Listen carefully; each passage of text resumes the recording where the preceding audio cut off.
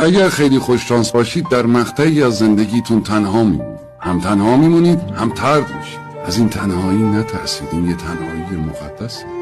یار این کار رو کرده، یار دوره برای شما میفرماید.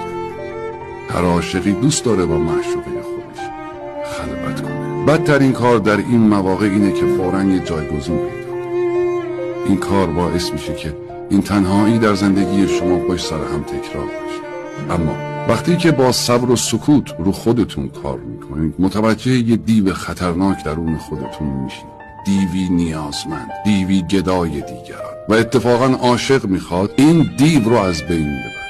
وقتی که شما از همه آدم ها ناامید و بی‌نیاز شدید، اون موقع است که عاشق دست شما رو میگیره و متوجه میشید که شما رو تنها کرده بود تا شخصیت مهمی رو به شما نشون بده، خودتون.